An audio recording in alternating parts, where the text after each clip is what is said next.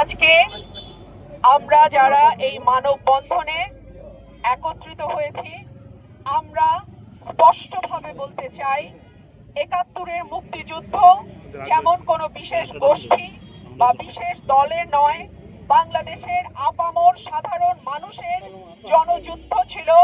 একইভাবে ২০২৪-এর গণ অভ্যুত্থান বলেন কিংবা আন্দোলন বলেন, সেটিতেও কিন্তু বাংলাদেশের সকল শ্রেণী পেশা মতের মানুষ একসঙ্গে রাস্তায় নেমেছিল।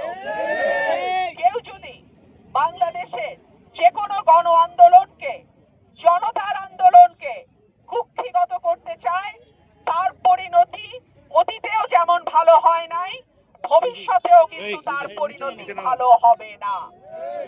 বাংলাদেশে সংস্কৃতির রাজধানী বলা হয় ব্রাহ্মণবাড়িয়াকে। সেই ব্রাহ্মণবাড়িয়ায় ২০২১ সালে সুর সম্রাট ওস্তাদ আলাউদ্দিন খাঁর সঙ্গীতাঙ্গন আগুন দিয়ে জ্বালিয়ে দেয়া হয়। ব্রাহ্মণবাড়িয়ায় একটা সিনেমা হল নাই। ব্রাহ্মণবাড়িয়ায় কোনো সাংস্কৃতিক প্রতিষ্ঠানকে দাঁড়াতে দেয়া হচ্ছে না। এই কালো নকশা কারা করছে? যারা বাংলাদেশকে পেছনের দিকে নিয়ে যেতে চায়, যারা বাংলাদেশকে অন্ধকারে নিয়ে যেতে চায়, যারা বাংলাদেশকে একটা মৌলবাদী রাষ্ট্র হিসেবে বিশ্বের কাছে পরিচিত করতে চায়, তারাই বাংলাদেশের এই সংস্কৃতির রাজধানী ব্রাহ্মণবাড়িয়াতে একটা সিনেমা, যেটা একেবারেই পরিবারের সকলকে নিয়ে দেখবার মতন একটি সিনেমা, বনলতা এক্সপ্রেস, তার প্রদর্শনী বন্ধ করে দিয়েছে। গতকালকে আমি এই সিনেমাটি দেখেছি। এই সিনেমাটি চমৎকার একটা সিনেমা, যেটা পরিবারের শিশু, কিশোর, বৃদ্ধ সকলেই একসঙ্গে বসে দেখতে পারে। সেই সিনেমাটি কেন বন্ধ করে দেয়া হলো?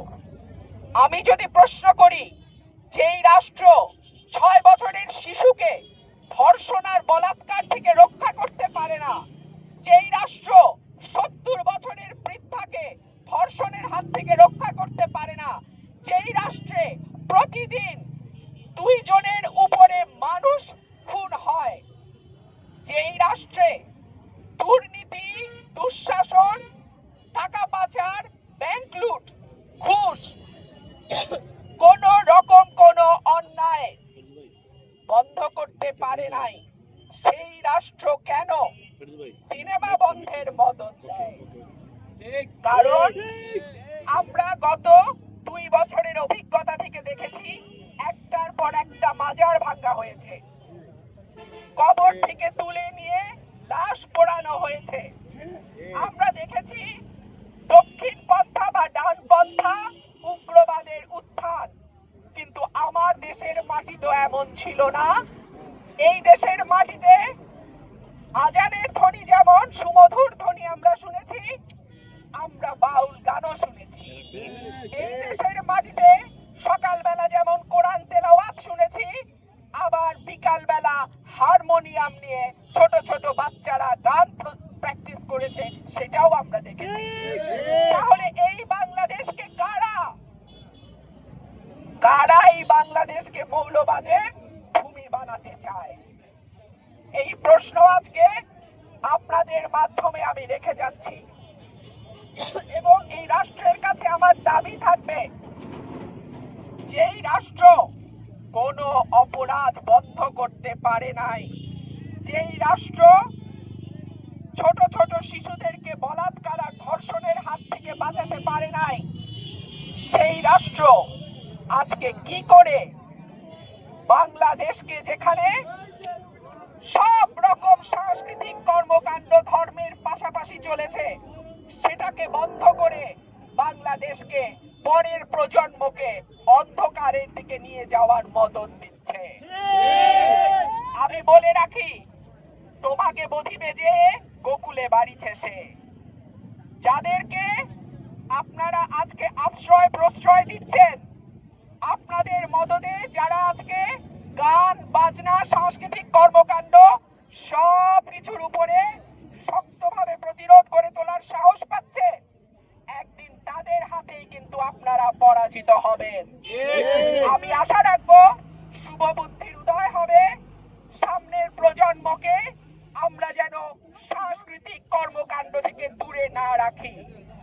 মানুষ এবং সৃষ্টিকুলের অন্য প্রাণীদের মধ্যে পার্থক্য হলো মানুষ চিন্তা করতে পারে, মানুষের সৃজনশীলতা আছে, মানুষ গান কবিতা লিখতে পারে, ভালোবাসে, তাদের মননশীল উৎকর্ষতা তারা তৈরি করতে পারে।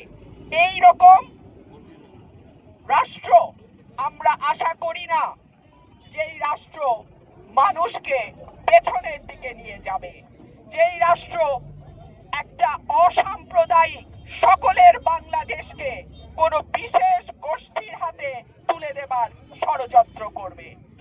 আমি আপনাদের মাধ্যমে আজকে যারা এই মানববন্ধনে উপস্থিত হয়েছেন আপনাদের সকলকে ধন্যবাদ জানাই। আমি আমার সাংবাদিক ভাইদেরকেও ধন্যবাদ জানাই, আপনারা কষ্ট করে আজকে আমাদের মাঝে উপস্থিত হয়েছেন।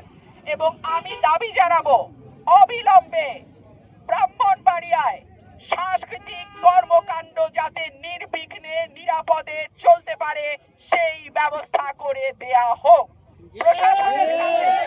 প্রশাসনের কাছে আমার আবেদন থাকবে, ব্রাহ্মণবাড়িয়া বাংলাদেশের সংস্কৃতির রাজধানী, এই পরিচয়টা আপনারা কোনোভাবেই কোনো গোষ্ঠীকে মুছে ফেলতে দেবেন না।